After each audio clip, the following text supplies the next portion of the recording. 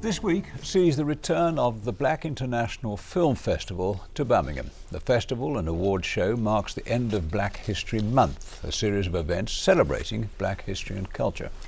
The theme of the celebration is the legendary speech made by civil rights campaigner Martin Luther King in Washington 50 years ago.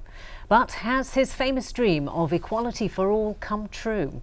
Callum Watkinson reports.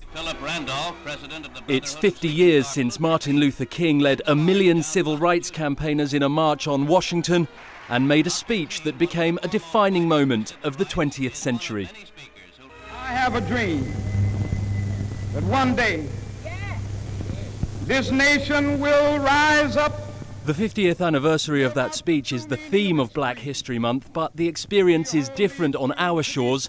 While the African-American narrative began with slavery, most black British immigrants were citizens moving from one part of an empire to another.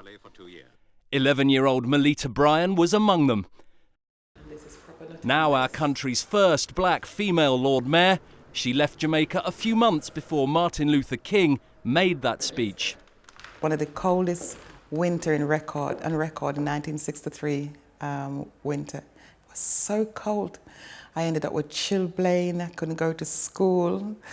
I remember as a kid in Jamaica, we had what we call sheer ice. I think we call it slush in this country. You know, make it with syrup and things like that.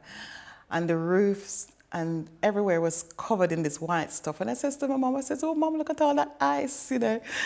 And she laughed and she says to me, she said, "You can't eat it because it's dirty." And that always stuck with me. It's her second term as a councillor, her first as Lord Mayor. She hopes her story will inspire others.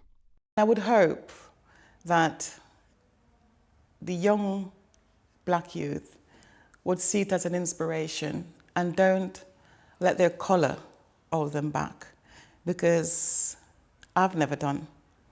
Regardless of the fact that I've had face-to-face racism, I'm me. I love myself. I love my colour.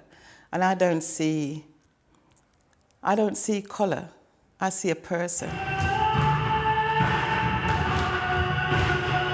In Birmingham, dance troupes are prepared and the trophies are ready for the Black International Film Festival, which gets underway this week, rounding off Black History Month here. For the organiser, the festival's presence here is a sign of the significant contribution of this section of society to cultural life here. I think our contribution's been great. I mean, we've contributed to the whole cultural fabric, you know, our music, our cuisine, and our dress sense, our style. It's kind of like ingrained within the fabric of Birmingham. So, you know, it's a very diverse city.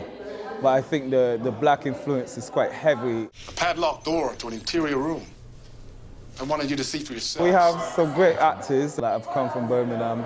I mean, currently you have the likes of David Harewood, who's been in Homeland, and we have Lorraine Burroughs. But I don't think Dr. Raspin is racist. I think he was deliberately trying to provoke us there, because he's hiding something. But a study by Durham University earlier this year revealed ethnic minorities are still less likely to get into our top universities than white students with the same grades. So how much of a reality is Dr. King's dream of equality in modern Britain? If you look at some of the statistics and data, we're still seeing a very low level of ethnic minority people in the most senior positions. If you look at the police, for example, there is a very low level of ethnic minority and black officers at senior level. There's still some work to be done. It's got a long way to go, you know, but we are moving on. Everything that equality needs is here in Britain. Is whether or not it's in practice. There's still work to be done. At a university talent show in Birmingham celebrating Black History Month, a current generation of black students echoes those views of the generations before them. There's always some way to go. There's always will be.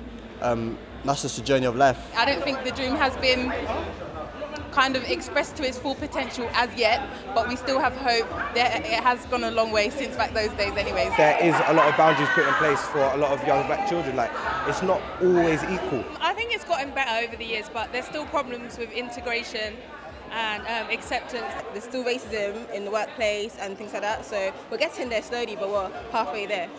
As Black History Month draws to an end, there's a clear feeling on this side of the Atlantic that while the nightmare of segregation Dr. King died fighting is in the past, the best of his dream may still be to come. Callum, Watkinson, ITV News.